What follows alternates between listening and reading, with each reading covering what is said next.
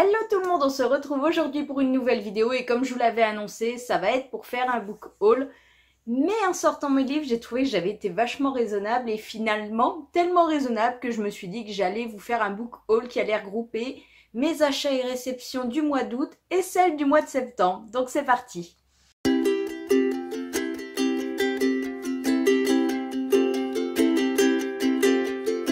Donc un book haul plus raisonnable et ça fait vachement bien au portefeuille mais ça fait aussi du bien au moral de voir que pas mal de livres sortent de ma palle puisque je les lis et qu'aussitôt ils ne sont pas remplacés par le même nombre voire 2 ou 3 fois plus. Je me modère et je continue à me modérer et je trouve que franchement pour l'instant ça le fait, ça va peut-être pas durer hein.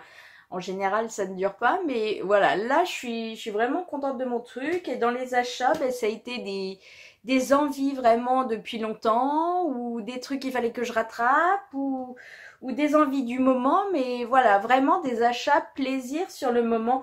Donc, je blablate pas plus et on commence tout ça tout de suite. Alors, tant qu'à faire, je vais commencer avec les VF, ça sera plus simple. Et on finira par les VO, qui sont en plus de très très beaux VO, vous verrez. Dans les derniers livres que je vais vous présenter, il y en a un qui est juste trop canon. Mais bon, pour les VF déjà, je me suis chopée, et ça j'ai eu du mal, ça faisait des mois qu'en fait je le cherchais. Donc le tome 5 d'Aurora Teagarden, La mort en talons aiguilles de Charlène Harris. Puisque cette série, au début, j'avais acheté forcément les premiers tomes lors de leur sortie, que comme je les ai pas lus, eh ben j'ai arrêté de les acheter en me disant je vais être raisonnable, je n'achèterai la suite que quand j'aurai lu.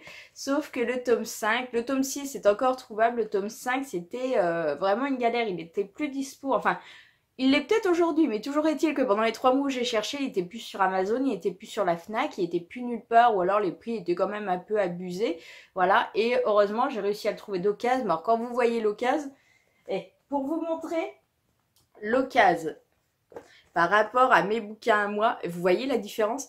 L'occasion c'est le plus neuf. Les miens ils sont jaunis. Ça me fatigue. Ah, sur le côté ça va, il n'y a pas de différence. Mais alors sur le dessus c'est juste une catastrophe. Donc voilà, ce tome 5 a rejoint ma palle puisque cet été je me suis fait une relecture du tome 1 et du tome 2 je crois de la série. Et en fait pour la continuer et surtout la finir en sachant que j'ai plus trop de suspense puisque j'avais déjà dû vous en parler, mais il y a une adaptation en fait de la série de bouquins qui déjà n'est pas sortie entièrement en français. On s'est arrêté au tome 6 alors que je crois qu'il y en a 9 ou 10 au total. Et en fait, ils sont adaptés en téléfilm. Et forcément, je dois être à jour dans les téléfilms filmés et diffusés. Donc je sais plus si j'ai vu jusqu'au 8 ou au 9e, enfin 8 ou 9e téléfilm. Donc concrètement au niveau des intrigues, bien que je me souvienne plus vraiment de qui sont tous les tueurs dans tous les cas, mais voilà, je pense qu'en lisant les histoires, tout de suite, quand je vais rencontrer un personnage, je vais dire « Ah ouais, c'est toi en fait qui est trop responsable de la mort de un tel ou un tel. » Voilà, non mais en gros, j'avais envie de compléter. Et puis je les trouve belles, elles sont vraiment belles les couvertures de cette série. Donc voilà, je vais continuer ma petite rétro, et ça c'était l'achat un petit peu où j'ai un petit peu galéré et fouillé pendant des mois pour arriver à me le procurer. Ensuite, ce livre-là me tentait depuis que je l'ai vu. Si je me trompe pas, c'était sur la chaîne d'Audrey. Elle l'avait acheté et le visuel, bon, était pas trop mal. J'aimais bien le titre et quand j'avais lu le résumé, en fait, ça me faisait super envie. Donc pour l'histoire, voilà, un conte de fées où les héros prennent leur désir pour des réalités, commander une cocotte en fond de rouge sur internet, l'attendre, adresser une réclamation au service clientèle en regardant d'un œil la télé-réalité Senior Story, lire, s'inventer une existence, écrire au service client, puis encore écrire, finir par lui demander son prénom, découvrir qu'elle s'appelle Lucia, l'inviter au Pays Basque pour fêter l'arrivée de la cocotte, ainsi va la vie d'Eugène. Et si commander une cocotte en fonte rouge pouvait tout changer. Voilà, et ben moi ça me paraissait bien et surtout j'avais aussi envie de me le procurer puisque c'est un bouquin qui fait 200 pages et que j'étais à une période où vraiment, enfin voilà, là je m'enfile des pavés en ce moment mais en plus je n'avance pas. Donc autant vous dire qu'il y a pavé qui me dure 15 jours, 3 semaines, mais des fois j'ai envie par derrière de m'envoyer un très petit livre qui va vite et celui-ci, entre le pitch qui me donnait envie, qui me faisait rigoler et à côté de ça le petit format, il était juste parfait, indispensable et j'ai enfin réussi à le trouver. Ben, je le trouvais mais en grand format cher. Et en fait, il était sorti aux éditions Point, petit format, sauf qu'en magasin, je ne le trouvais pas. Et j'étais pas décidée à passer ma commande sur Amazon ou quoi que ce soit. Je voulais le trouver en magasin. Donc je l'ai trouvé, c'est chose faite, il a rejoint ma palle et j'en suis très contente. Ensuite, c'est pareil, hein, un que j'hésite à acheter depuis qu'il est sorti. Puis là, je me suis dit, c'est du feel good. Donc, Les Aventures Improbables de Julie Dumont, de Cassandra O'Donnell, qu'on connaît pour sa série Rebecca Keane ou Les Sœurs Charbray. Voilà, celui-ci me faisait envie et en plus, il avait de très bons avis. Après, j'avais pas encore cédé. Et puis, en fait, eh ben, lisant vite fait le résumé, voilà, et puis comme elle nous le disait, parce qu'en plus elle me l'avait presque prévendu quand je l'ai vu au mois d'avril au salon à Montaigu, voilà, attention, roman antidéprime à ouvrir en cas d'urgence. Et ben ça c'est parfait pour moi et ça me vend le truc. Donc voilà, il a rejoint ma palle, il est tout mignon et je pense qu'il sortira très vite. C'est le genre de lecture en plus que j'ai vraiment envie et besoin en ce moment. Un autre indispensable et qu'il a été, mais celui-là ça fait des années qu'il est dans ma wish et qu'en fait je ne l'ai pas acheté ou qu'on ne me l'a pas offert ou voilà.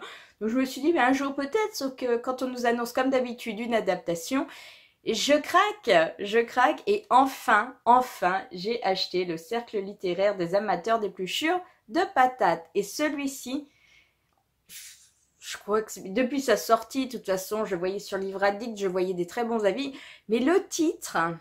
Voilà, je pense que comme beaucoup, le titre en fait faisait qu'on ne se lançait pas dedans. Et en fait, j'ai vu la bande-annonce un peu de l'adaptation et j'ai trouvé ça trop bien. Et je me suis dit, en fait, il faut que j'achète le livre et il faut que je le lise avant de regarder cette adaptation. Donc voilà, un indispensable aussi qui aurait dû rejoindre ma palle depuis des années, mais ce n'était pas le cas. Heureusement, chose réparée, il est enfin là. Et forcément, quand on veut voir l'adaptation, ça veut dire que très vite, on va le sortir. Un autre aussi, je me rends compte, en fait, tous les derniers, là, c'est parce qu'il y a des adaptations que je veux voir. Celui-ci, pareil, dans la palle depuis des années, parce que je veux voir le film qui en a été tiré. Sauf que je l'ai jamais acheté, puis en fait, je cherchais lui aussi en magasin. Momoko pourra vous le dire, ça fait à chaque fois qu'on se voit depuis un an, je le cherche en magasin et en fait je ne le trouve pas. J'ai fini par passer une commande Amazon et je me suis pris La vie est un arc-en-ciel. Elle est trop... J'adore la couverture tout simplement parce qu'il y en a une adaptation qui a été faite il y a quelques années maintenant avec... Ah, j'ai bouffé son nom, la fille à Phil Collins là. Collins, donc Lily Collins et Finny Coder, on va dire ça comme ça parlera à plus de monde que vous donnez le Sam Calfin ou un truc comme ça, mais voilà, vous voyez, donc en gros j'ai vu là aussi vite fait le pitch parce que j'aime pas trop regarder les bandes annonces quand je veux justement découvrir une histoire, on a tendance à un petit peu nous balancer quasiment tout, donc voilà, j'avais zioté un peu, ça me faisait envie, donc je me suis dit allez hop, on se le procure avant de se faire l'adaptation. Adaptation encore et toujours, puisque cette fois, je pense, nous en ont parlé un peu à la télé cet été, et je pense que c'est sur TF1 qu'il va y avoir l'adaptation. Et ben voilà, alors lui en fait, je l'ai acheté pas par dépit, mais je voulais l'acheter depuis longtemps, sauf que ça fait 800 et des boulettes de pages, 850 pages quasiment. Voilà, donc je vous ai pas donné le titre, hein, La vérité sur l'affaire Harry Kéber, sauf qu'il y a une adaptation avec le docteur Mamour et qui devrait arriver, on n'a pas encore de date, mais je pense que ça devrait pas trop traîner, de toute façon c'est pour la fin de l'année. Et celui-là, je l'ai acheté l'autre jour chez Françoisière parce que j'étais partie pour mon achat du trimestre, sauf qu'il n'y avait rien qui me bottait. Ce qui était intéressant en fait, c'était des livres que j'avais déjà, donc pas besoin de me les procurer et je me suis dit, allez, il est là. T'as fait le tour 3 fois du magasin, il te tente, mais tu te dis, oh, il est gros, mais écoute, prends-le, et puis on sait jamais, si ça se trouve, il est gros, mais en fait, tu vas le dégommer, comme un livre de 200 pages, tu vas te le traîner hyper longtemps, on va savoir, donc voilà. Presque par dépit, mais quand même avec envie, je me le suis pris et j'ai hâte de découvrir cette histoire. D'ailleurs, j'en profite, si vous l'avez lu, motivez-moi s'il vous plaît. Dites-moi, ouais, ce livre est super, vas-y, lance-toi. J'ai besoin d'un peu de motivation là pour me dire, allez, celui-ci, c'est le prochain que je lis. Parce que voilà, quoi. Parce que voilà, et puis...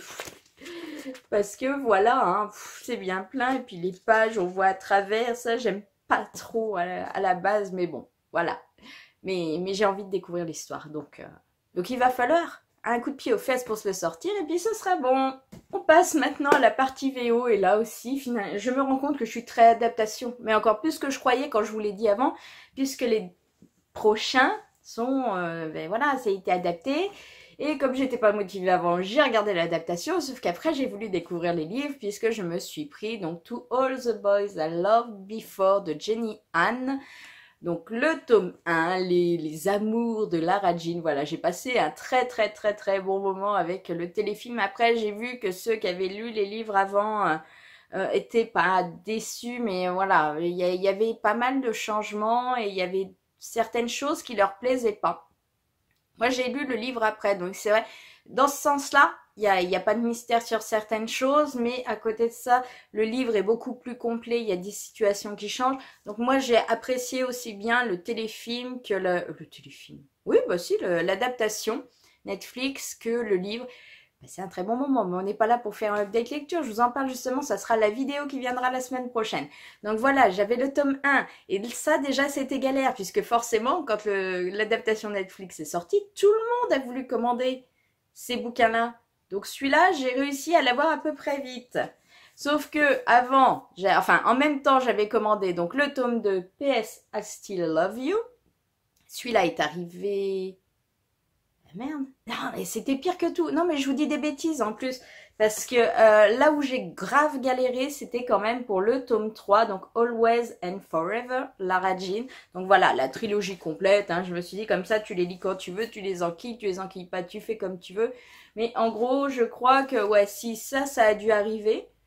Et puis après ça... Et en fait, celui que j'ai le plus attendu, alors que soi-disant ces deux-là étaient dispo, mais en fait le 2 était arrivé, le 1 partait jamais de chez Book Depository, donc entre-temps, j'ai recommandé, enfin bref, un vrai bazar. Bref, ça a été la complète. J'ai lu depuis le tome 1, comme je vous le disais. Me reste ces deux-là. Maintenant, je suis très motivée aussi pour les lire parce que le tome 1 était quand même le plus épais du lot. Et ça s'est super bien lu, donc voilà. Belle collection complète et j'ai hâte de retrouver Lara Jean pour savoir ce qui lui arrive dans ce tome 2. Très rapidement là aussi. En fait, c'est les semaines qui sont pas assez longues parce que mes envies, elles sont multiples. Mais le problème, c'est le temps. Pour continuer, je me suis procuré un livre dont je connaissais l'auteur tout simplement parce que je vous ai parlé de la série The Ghost and the Goat qui m'a fait passer un excellent moment. Et en fait, j'ai été voir automatiquement quand on passe un bon moment avec une auteure, on a envie de continuer. Donc j'ai été voir ses autres séries et il y en a une qui me tentait bien parce que les avis étaient très bons. J'ai pas trop été voir et je vous avoue que même en allant voir après, en lisant le résumé, je suis pas plus avancée. Donc en gros, c'est la série Project Paper Doll, le tome 1, The Rules, donc de Stacey Cad, donc qui se passe ça doit se passer dans un futur, enfin je sais pas du tout, hein. Voilà, il y a des règles, je pense que c'est des fausses bonnes, je sais pas. Toujours est-il que c'était une galère de trouver ce tome-là, ce tome 1, comme vous voulez, puisque je pense c'est auto-édité ou quoi? Ben non, pourtant c'est pas auto-édité, mais ils doivent faire des petits tirages sur les titres de cet auteur, parce que là c'était pas auto-édité non plus, pourtant c'est Hyperion et je sais pas pourquoi. Heureusement j'ai trouvé ce tome 1 et alors là, le coup de bol, je ne sais pas pourquoi, au lieu de... On devait être en fin de déstockage, ça devait être le dernier qui traînait chez Amazon, il devait les embêter plus qu'autre chose, mais en gros au lieu de 10 € quasiment, j'ai dû l'avoir à 3,48 ou je sais pas quoi, il fallait savoir pourquoi. Donc je me suis dit à ce prix-là, je vais même pas me poser la question, je veux découvrir cette nouvelle série et on verra bien ce que ça donne et surtout de quoi ça parle. Quand je vous disais que j'avais acheté des très beaux livres, c'est un très beau livre qui m'a coûté presque en gros l'équivalence d'un Bragelonne chez nous. Sauf que moi les Bragelonne déjà j'en achète pas beaucoup, ça me fait trop mal à chaque fois. Mais là je me suis dit allez t'as trop envie, je me suis pris le sublime, donc The Little Mermaid and Other. Ouais, j'avais pas vu ça à la base parce qu'en gros je croyais que c'était La Petite Sirène, mais en fait t'as les autres contes de fées de Andersen et c'est les belles, magnifiques, sublimes version comme j'ai, ils sont plus là, mais j'en ai fait quoi? Ah, je les ai cachés, c'est bien. Ouais, voilà. J'avais, oui, ça va, vous les voyez à l'image, mais en gros, j'avais la belle. Bon, je vais carrément les sortir, hein, je suis pas assez après. Mais Émilie, je fantasmais trop sur ses livres, elle m'avait acheté l'année dernière pour notre swap, donc La Belle et la Bête. Et en fait, ce sont, voilà, Et oui, d'ailleurs, à chaque fois je vais vous montrer, mais à chaque fois c'est la galère. Ce sont des livres en fait agrémentés déjà en termes de... Oh là là, ben, je voulais vous montrer des pages toutes simples. Voilà, par exemple le chapitre 1, vous voyez, hein, en hardback forcément, mais ça gère la fougère, comme dirait l'autre. Non, ça dépote, hein. Quelque chose de mignon. Et il y a vachement en fait de compléments. Alors là, c'est toute la garde-robe, c'est Madame Samovar, voilà. C'est après... À lire, déjà, t'essayes de pas abîmer le truc, mais alors à vous montrer là. Voilà. Ah ouais, ben voilà, là, ça tourne. Je vais pas y arriver. À chaque fois, je vous fais voir, mais j'y arrive pas. Ça m'agace, ça m'agace, ça m'agace. Qu'est-ce que c'est que ça? Voilà, encore un truc à tourner. Le château de la bête. Je sais même pas si vous voyez. Si. Voilà, mais il y a plein de choses, en fait, de pop-up ou quoi que ce soit qui accompagnent l'histoire. Donc, on avait La Belle et la Bête et on avait celui qui me tentait trop. Celui-là, voilà, c'est une histoire que je connais. J'ai lu en plus des relectures.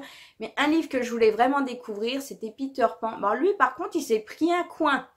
Mais bon, ça sera souvenir de voyage. Mais voilà, par exemple, vous voyez, là, nous, on a un pop-up, des notes médicales du patient, donc enfant darling, enfin voilà. On a tous ces trucs-là, un peu comme les gros bouquins chers de Harry Potter qu'on a là. Eh ben, c'est plein de trucs comme ça dedans et ils sont juste trop canons. Voilà, on a trop de dessins, de trucs de... Enfin, voilà, là, il y a des pop-up, mais tellement. Et quand Momoko, parce que c'est de sa faute, hein, je vais carrément l'incriminer, m'a montré, oh mais regarde, il y en a de nouveaux depuis cette année, donc les jardins secrets, qui personnellement comme ça me parlaient pas, je sais pas pourquoi. Mais alors la petite sirène, mais comment je le voulais trop. Voilà, vous ouvrez en plus, oh là là, il y a encore plein de trucs. Et puis à chaque fois, il y a des protections de pages, donc c'est une galère. Enfin, vous ouvrez, vous avez des trucs, ça claque. Et j'avais trop envie, et malgré les 20 et 25 euros que ça m'a coûté, eh ben, je me suis dit, écoute, hein, ma cocotte, on n'a qu'une vie, faut se faire plaisir. Puis là, c'est collector, voilà, t'es vraiment... Donc, on a la petite sirène, on a le vilain petit canard, je sais plus ce qu'on a, on en a vraiment plusieurs. Hein. Ah bah, je suis toujours sur la petite sirène, vous voyez, ça doit être le plus long du lot. Mais voilà. La Reine des Neiges, oh, bon, bref, je sais plus, il y en a 13, hein, c'est pas ça je sais plus. Bref, non, il n'y en a pas 13. La petite sirène, le vilain petit canard, la princesse au petit pois. En gros, je vous traduis aussi au fur et à mesure. Je pense que c'est comme ça qu'il s'appelle chez nous, hein, parce que celui-là, je sais plus lequel c'est. Voilà, il y en a d'autres, hein, comme je vous dis. Et ça faisait trop envie. Et voilà, et je viens de passer 5 minutes à vous faire baver et à vous parler de ce livre. Mais il est vraiment juste trop canon. Et alors, regardez-moi cette collection. Non, mais est-ce que c'est pas juste trop beau? Comment voulez-vous que nous résistions? Ensuite, on continue vite pour finir vite cette vidéo. Ça sert à rien d'essayer de faire un truc à peu près potable en temps et de traîner après comme ça. Mais c'est quand même pas possible. Le tome 1 de Rose Ravenshope. Oh là là, attention. Alors là, je me suis perdue dans les syllabes. Donc, qui est Black Cats and Butlers. Donc, c'était pour la lecture commune... sur le groupe de PTK. Voilà, on avait eu ce livre-là avait été choisi, il me faisait envie. Ce qui me faisait très envie aussi, c'est qu'il faisait 300 pages et qu'il est écrit super gros. Voilà, on est un peu dans du jeunesse, la nénette principale, Rose, elle a, je sais plus si c'est 12 ou 13 ans, enfin voilà. Vous voyez, donc comme quoi, mais en gros, elle va enquêter. Moi, j'aime bien ces trucs d'enquête en ce moment, voilà, puisque son majordome a été tué. Sauf que c'est le 3e de la semaine, donc c'est quand même pas trop normal. Donc voilà, je vous en reparle bientôt, mais l'objet livre est juste canon. J'adore, ça brille, c'est trop beau. Et je pense que, enfin, sans vous spoiler aucunement, je vais continuer la série parce que j'ai passé un très bon moment. Et donc on finit vite fait avec les lectures numériques. Ça va être plié en 2 minutes puisque on rejoint ma liseuse, donc 3 nouveaux livres parce que sur le moment j'avais envie. Et voilà, il y a un soir, j'avais fini mon bouquin, je regardais. Je me suis dit, c'est pas ça que je veux lire, c'est pas ça. Et je savais ce que je voulais lire, donc j'ai dit, allez, venez habiter dans ma petite Kindle. En gros, on t'atterrit là-dedans les tomes 2, 3 et 4 de Agatha Raisin, donc en français. Donc je vous les mets là, hein, visuellement, pour le rappel, parce que même moi, j'ai du mal à les remettre. Voilà, j'avais envie de le lire et c'est vrai que... J'ai pas voulu attendre. Si j'ai dû attendre le lendemain et en fait, en allant pour les acheter, ils les avaient pas. Donc j'ai dit bon, on va pas se prendre la tête. Hein. Ça va être en numérique et pour l'instant, j'aime beaucoup. Voilà. Donc après, j'ai arrêté au 4 pour le moment puisque j'ai lu le 2, le 3.